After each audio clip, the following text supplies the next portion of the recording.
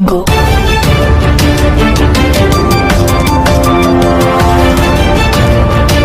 ବର୍ତ୍ତମାନ ବଡ଼ ଖବର ପାଣିପାଗକୁ ନେଇ ବଡ଼ ଭୟଙ୍କର ସୂଚନା ଯାହାକି ଭୂମିକମ୍ପ ଝଟକାରେ ଥରିଲା ଭାରତ।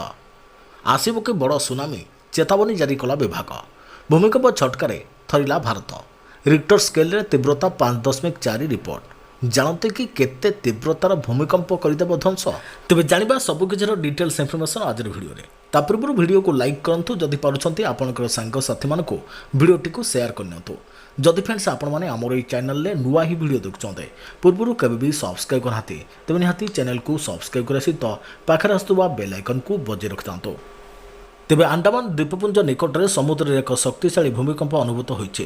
ରିକ୍ଟର ସ୍କେଲରେ ଏହି ଭୂମିକମ୍ପର ତୀବ୍ରତା 5.4 ରହିଥିଲା। ଭୂମିକମ୍ପର କେନ୍ଦ୍ରସ୍ଥଳ 90 କିଲୋମିଟର ଗଭୀରତାରେ ରହିଥିଲା। 12:06ରେ ଏହି ଭୂମିକମ୍ପ ଅନୁଭୂତ ହୋଇଥିଲା। ବର୍ତ୍ତମାନ ଭୂମିକମ୍ପ ଯୋଗୁଁ ହୋଇଥିବା କ୍ଷୟକ୍ଷତି ବିଷୟରେ କୌଣସି ସୂଚନା ଉପଲବ୍ଧ ନାହିଁ। ଭୂମିକମ୍ପ କାହିଁକି ହୁଏ? ବର୍ତ୍ତମାନ ସମୟରେ ଦେଶ ଏବଂ ବିଶ୍ୱର ଅନେକ ଅଞ୍ଚଳରେ ଭୂମିକମ୍ପ ବୃଦ୍ଧି ପାଇଛି। ଆମ ପୃଥିବୀରେ 7ଟି ଟେକ୍ଟୋନିକ୍ ପ୍ଲେଟ୍ ଅଛି। ଏହି ପ୍ଲେଟ୍ ଗୁଡ଼ିକ ନିରନ୍ତର ନିଜର ସ୍ଥାନରେ ଘୁରୁଛନ୍ତି। ତଥାପି କେତେବେଳେ ଏଗୁଡ଼ିକ ଧକ୍କା ଖାଏ କିମ୍ବା ଘର୍ଷଣ ଅନୁଭୂତ କରେ। ଏହି କାରଣରୁ ପୃଥିବୀରେ ଭୂମିକମ୍ପ ହୁଏ। ସାଧାରଣ ଲୋକମାନେ ଏହି ପ୍ରଭାବରୁ ସବୁଠାରୁ ଅଧିକ କ୍ଷତିଗ୍ରସ୍ତ ହୁଅନ୍ତି। ଭୂମିକମ୍ପ ଯୋଗୁଁ ଘରଗୁଡ଼ିକ ଭୁଶୁଡ଼ି ପଡ଼ିଥାଏ। ହଜାର ହଜାର ଲୋକ ଭଗ୍ନାବଶେଷ ତଳେ ଚିପି ହୋଇ ମୃତ୍ୟୁବରଣ କରନ୍ତି। ଭାରତରେ ଭୂମିକମ୍ପ କ୍ଷେତ୍ରଗୁଡ଼ିକ କ'ଣ? ଭୂତତ୍ତ୍ୱବିତଙ୍କ ଅନୁସାରେ ଭାରତର ମୋଟ ଭୂମିର ପ୍ରାୟ 59% ଭୂମିକମ୍ପ ପ୍ରବଣ ବୋଲି ବିବେଚନା କରାଯାଏ। ବୈଜ୍ଞାନିକମାନେ ଭାରତର ଭୂମିକମ୍ପ କ୍ଷେତ୍ରକୁ 4 ଭାଗରେ ବିଭକ୍ତ କରିଥାନ୍ତି। ତେବେ ଜୋନ୍ 2, ଜୋନ୍ 3, ଜୋନ୍ 4 ଏବଂ ଜୋନ୍ 5।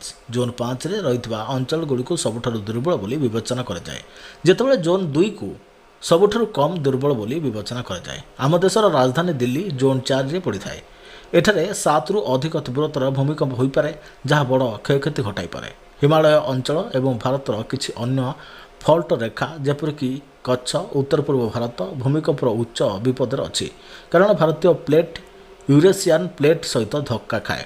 ରିକ୍ଟର ସ୍କେଲରେ ଭୂମିକମ୍ପର ତୀବ୍ରତା 4ରୁ 4.9 ତୀବ୍ରତାର ଭୂମିକମ୍ପରେ ଘରର ଜିନିଷପତ୍ର ସେମାନଙ୍କ ସ୍ଥାନରୁ ଖସି ପଡ଼ିପାରେ। 5ରୁ 5.9 ତୀବ୍ରତାର ଭୂମିକମ୍ପରେ ଏପରିକି ଭାରୀ ଜିନିଷପତ୍ର ଏବଂ ଆସବାବପତ୍ର ମଧ୍ୟ ସ୍ଥାନାନ୍ତରିତ ହୋଇପାରେ। 6ରୁ 6.9 ତୀବ୍ରତାର ଭୂମିକମ୍ପରେ କୋଠାର ମୂଳ ଫାଟିପାରେ। 7ରୁ 7.9 ତୀବ୍ରତାର ଭୂମିକମ୍ପରେ କୋଠାଗୁଡ଼ିକ ଭୁଶୁଡ଼ି ପଡ଼ିପାରେ। 8ରୁ 8.9 ତୀବ୍ରତାର ଭୂମିକମ୍ପରେ ସୁନାମିର ଆଶଙ୍କା ଥାଏ ଏବଂ ଅଧିକ ଧ୍ୱଂସ ଘଟାଏ।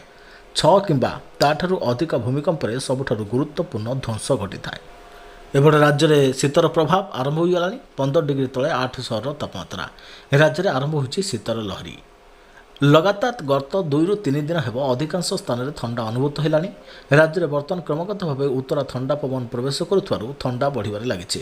ଗତ 24 ଘଣ୍ଟାରେ 8ଟି ସହରର ତାପମାତ୍ରା 15 ଡିଗ୍ରୀ ତଳେ ରହିଥିବା ବେଳେ 2ଟି ସହରର ତାପମାତ୍ରା 11 ଡିଗ୍ରୀ ଛୁଇଁଛି। ଦାରିଙ୍ଗବାଡ଼ିରେ ତାପମାତ୍ରା 11 ଡିଗ୍ରୀ ଛୁଇଁଥିବା ବେଳେ ଝାରସୁଗୁଡ଼ାରେ 11.7, ଫୁଲବାଣୀରେ 12, ରାଉରକେଲାରେ 13.2, ଭଦ୍ରକ 14, ଅନୁଗୁଳ 14.6, କେନ୍ଦୁଝର 14.6 ଓ କୋରାପୁଟରେ ତାପମାତ୍ରା 14.6 ଡିଗ୍ରୀ ରେକର୍ଡ ହୋଇଛି।